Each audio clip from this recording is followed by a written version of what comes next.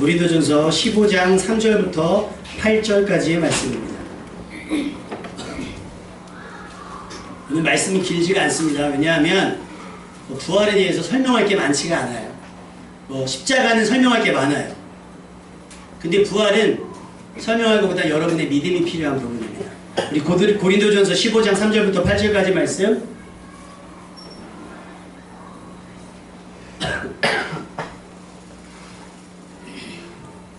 제 성경이랑 조금 다르네요.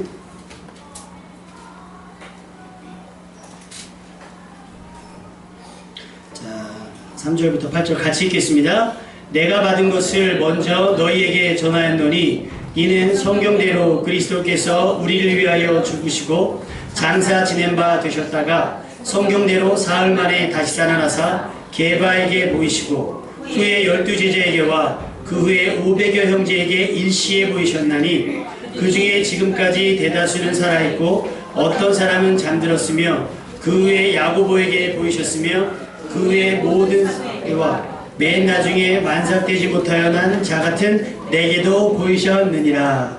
아멘. 20절 말씀입니다. 20절 말씀 같이 있습니다. 시작. 그러나 이제 그리스도께서 죽은 자 가운데서 다시 살아나사 잠자는 자들의 첫 열매가 되셨다. 아멘. 학생들이 학교 가서 시험을 보면 반드시 하는 게 있어요. 뭐라죠? 채점이라는 거래요. 채점을 하는 이유는 뭘까요? 알고 있는지 잘 모르고 있는지, 틀렸으면 왜 틀렸는지를 점검하기 위해서 채점을 하는 거예요. 그런데 때로는 채점 자체가 징벌일 수가 있습니다. 점수 자체가.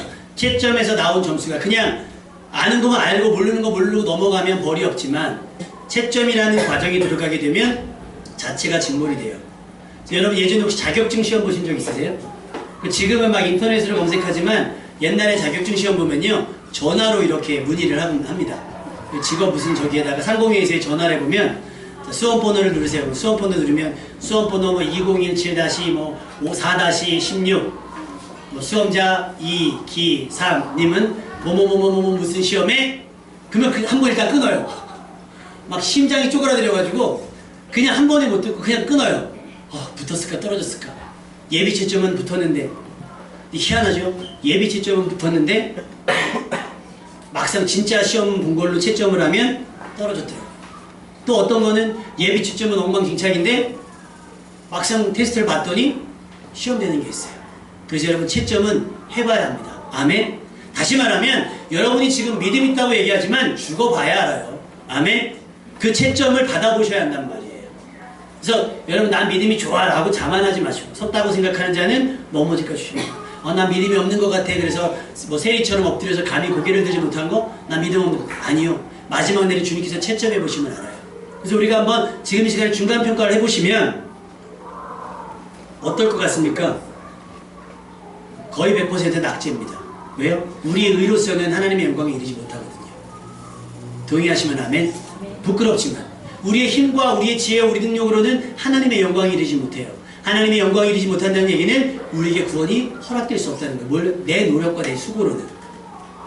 왜? 따져봤더니 노아 시대는 어땠어요? 사람들이 노아 시대 생각의 모든 것들이 항상 악할 뿐임을 보시고 악할 뿐임을 보시고 지금 보세요. 오늘 4월 16일이죠.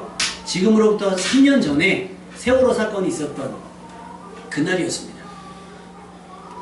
아시죠? 뭐 정치적인 색깔을 떠나서요. 일단 아이들이 많이 죽었잖아요. 그 안에 선생님들이 죽었고 그 안에 많은 사실은 확인되지 않은 사람들도 많이 있대요. 몰래 탄 사람들.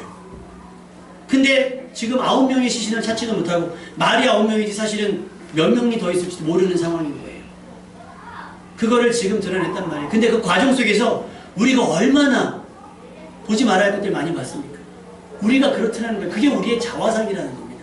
사사시대는 어때요? 사람들이 항상 자기 소견에 옳은 대로 합의가 안 됩니다. 나만 옳고 너는 틀린 거예요. 그래서 우리나라는 토론을 해버리면요. 토론하면 뭐는 얘기하죠? 항상 다투잖아요. 왜? 내 말이 맞고 네 말은 틀리니까요. 그게 뭐예요? 사사시대 그들의 생각이 지금 우리의 생각과 똑같다는 거예요. 뭐가요? 항상 내 소견에 옳은 거예요. 그러니까 마찰하고 그러니까 내가 이기려니까 싸움을 하고 무리를 하게 되는 겁니다. 결국 그 저지른 일들의 결과는 뭡니까? 죄의 삭은 사망입니다. 그리고 사망의 결과 어떻게? 심판인 겁니다. 멸망입니다. 그것을 피하기 위해서 방법은 하나밖에 없어요. 뭐요? 누군가 우리 죄를 대신 담당해 주셔야 되는 겁니다. 담당해 주셔야 됩니다. 그랬으면 좋겠어요. 좀 믿음이 여유 있는 분들이 심판대 앞에 갔을 때 아우 예수님 제가 저 사람 죄 대신 하겠습니다 했으면 좋겠어요. 식당 가면 그러잖아요. 아우 내가 낼게요. 내가 낼게요. 근데 어떤 분 그런 분 있어요. 지갑을 꺼내고 카드를 꺼내고서 내가 낼게요 해야 되는데 한 사람은 카드를 꺼내놓고 한 사람은 지갑에 손 놓고 아우 내가 낼게 내가 낼게 내가 낼게 하는 분 있어요. 이분은 뭐 하는 거예요? 내는 신용하는 거죠. 아우 내가 낼게 내가 낼게 내가 낼게 내가 낼게 하고서 안 돼요. 근데 일본이라는 나라는 더치페이가 굉장히 일상화가 됐대요. 그러니까 내가 먹은 건 내가 내고 네가 먹은 건 네가 내라. 근데 우리는 그렇잖아요. 내가 먹은 내가 내지만 할 수 있으면 네가 먹은 것도 내가 낼게. 근데 죄의 문제는 내가 대신해 줄 수 있는 게 아니에요.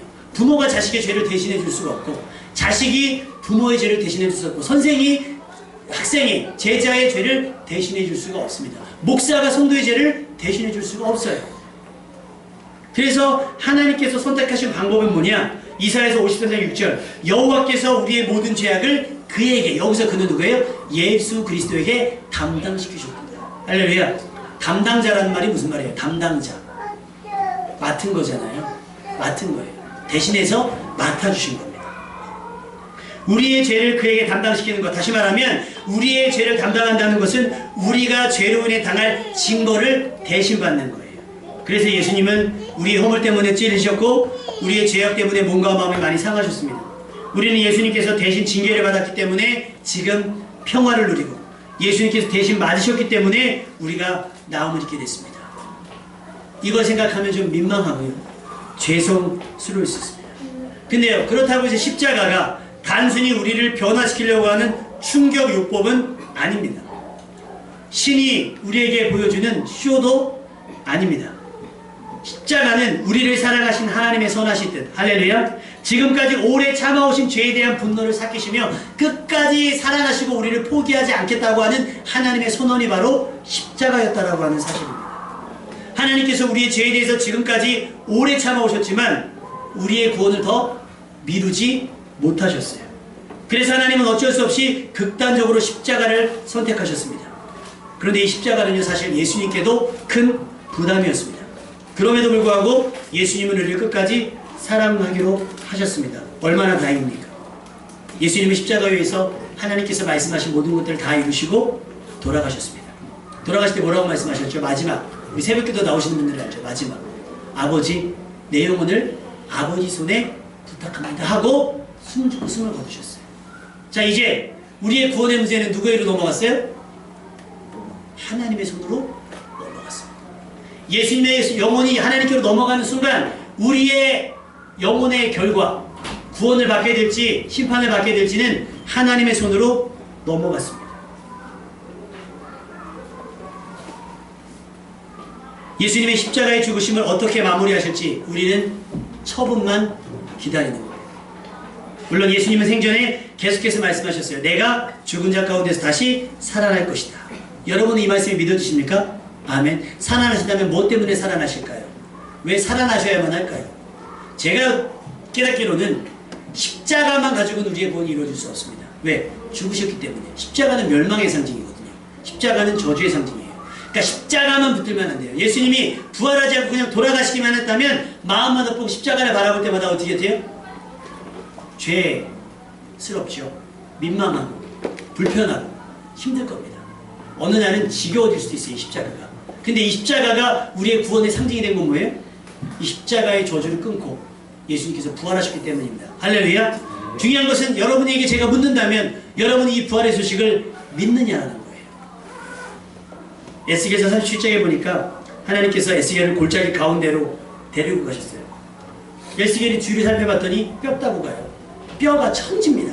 사방편 천지. 그 에스겔 가만히 살펴보니까 그 뼈들이 굉장히 많아요. 심이 많고 굉장히 심각한 상태입니다. 아주 말라버렸습니다. 이 어느 뼈가 이렇게 연결되어 있는지 모를 정도로 그렇게 됐다는 거예요. 그때에 하나님께서 에스겔에게 묻습니다. 인자야, 이 뼈들이 능히 살 수 있겠느냐? 여러분 같으면 어떻게 대답하시겠습니까? 그 뼈들을 다 보여주고 이 뼈가 다시 살 수 있겠느냐라고 묻는다면 여러분은 믿음으로 뭐라고 대답하시겠습니까? 근거가 있어야죠. 죽을 뻔한 사람을 살릴 수는 있습니다. 근데 죽었어도 너무 심하게 죽었잖아요.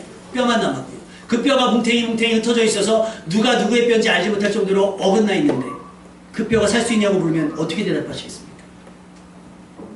에스겔이 대답하기 지혜롭게 대답합니다.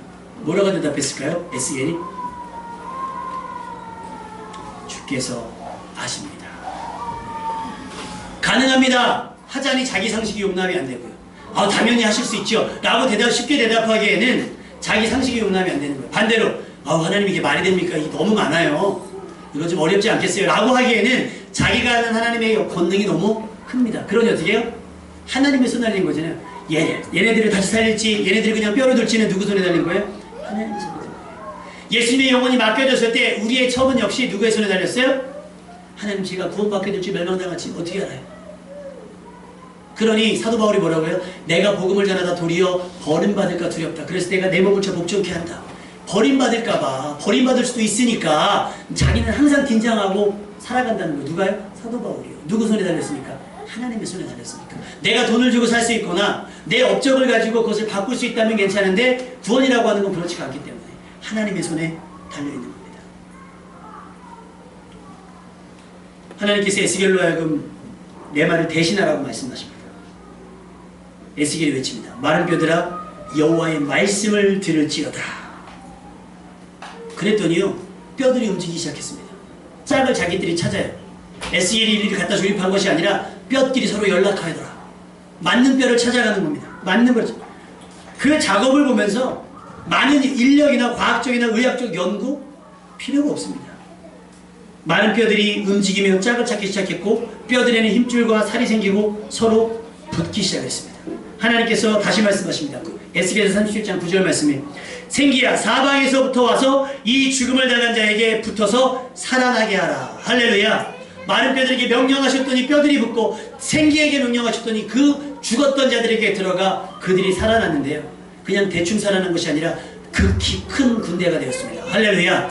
마른 뼈들이 다시 살아나 극히 큰 군대가 되었습니다. 할렐루야. 이것이 생명의 주권자이신 하나님의 능력입니다. 하나님께서는 이미 죽은 자, 마른 뼈도 다시 살려 극히 큰 군대가 되게 하실 수 있습니다. 왜요? 하나님의 말씀이 살아있기 때문입니다. 그 말씀이 여러분 가운데 들려지고 그 말씀이 여러분의 삶에 닿아지면 여러분도 회복될 줄로 믿습니다. 아멘. 죽은 자도 살리신 하나님께서 살아있는 자를 더 살게 못하시겠습니까? 하나님을 신뢰하십시오. 아멘. 예수님께 급한 연락이 왔어요. 사랑하시던 사람 중 나사로가 죽었다는 거예요. 근데 희한하죠? 예수님께서 급히 가지 않습니다. 죽어간다는데 안 가요. 나흘이 지나갑니다. 이미 사람들이 많이 몰려있어요. 왜요? 그들 위로하기 위해서 왔습니다. 다시 말하면 뭐예요? 나사로가 이미 죽었다는 겁니다. 예수님께서 도착하셨습니다. 말에다가 예수님께 묻습니다. 말합니다.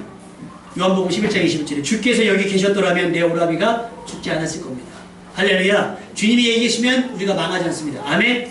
주님이 여러분의 가정에 계시면 그 가정은 건강하게 서봐집니다. 아멘. 주님이 여러분의 사업장에 계시면 사업장이 흥할 줄로 믿습니다. 아멘. 문제는 부재중입니다. 부재중일 때. 말에다가 그 얘기하는 거예요. 우리가 주님께 요청했을 때 진작 오셨더라면 우리와 오라비가 죽지 않고 살았을 겁니다. 예수님께서 이렇게 대답하시죠. 내 오라비가 다시 살리라. 할렐루야. 그 마르다가 이렇게 고백합니다.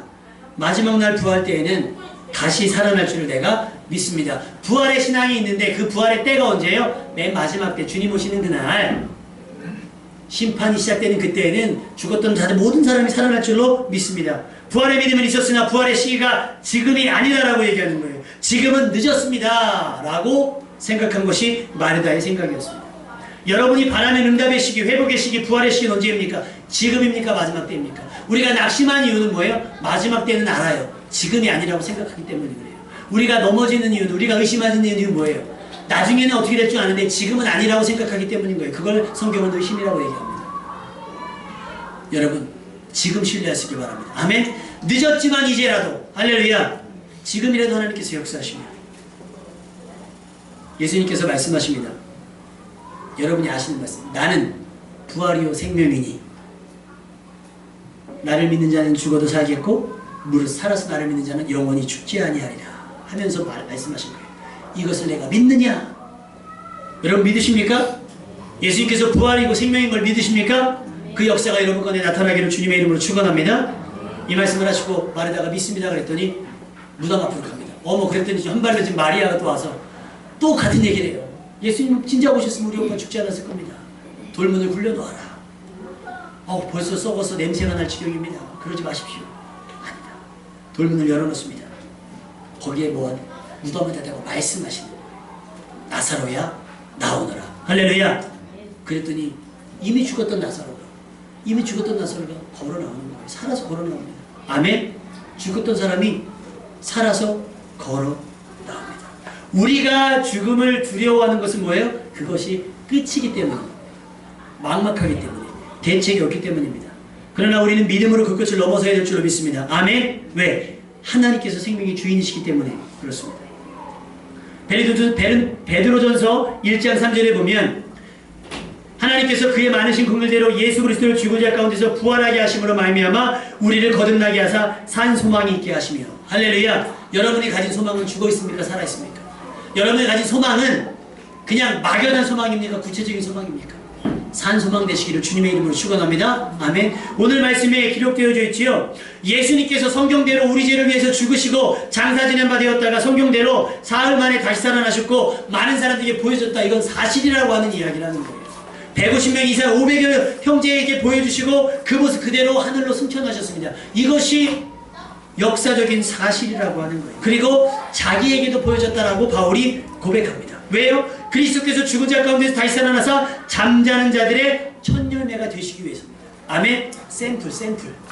샘플만 써봐도 안다 그러는 건 뭐예요? 샘플 써봤더니 이게 막 들어가요. 피부가 들어가니까 다음에 그거 살아나요.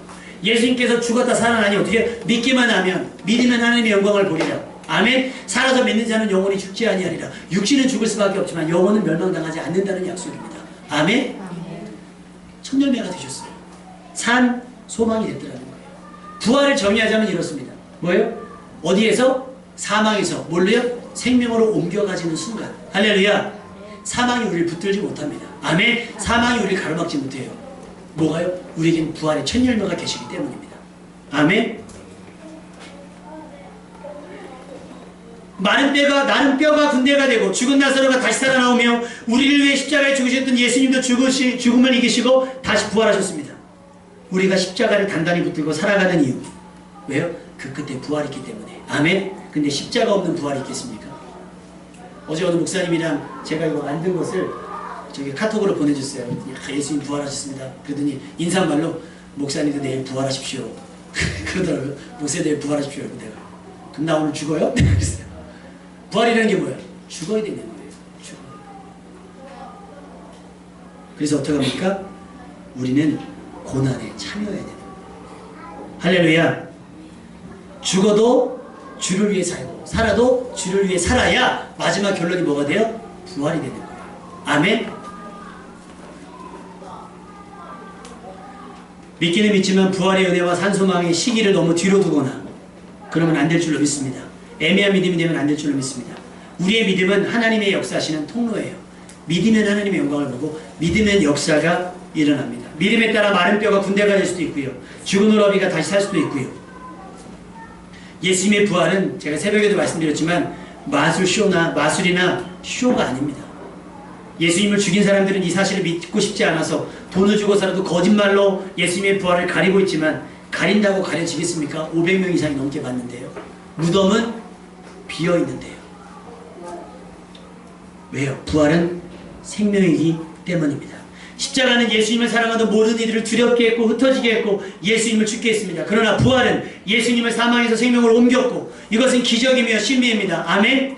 예수님의 부활은 흩어졌던 이들을 다시 모이게 했고 낙심하고 절망하고 좌절했던 사람들에게 충분한 위로와 소망이 됐습니다. 할렐루야. 생명의 주권자이신 하나님께 불가능은 없습니다. 그것이 뭐예요? 부활의 능력입니다. 아멘. 이 부활의 능력을 붙들고 살아가는 여러분 되시기를 주님의 이름으로 축원합니다.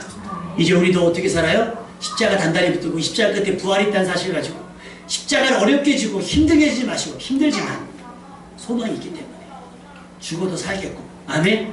살아서 믿으면 영원 죽지 않겠다라고 하는 부활의 약속을 믿고 따라가는 여러분 되시기를 주님의 이름으로 축원합니다.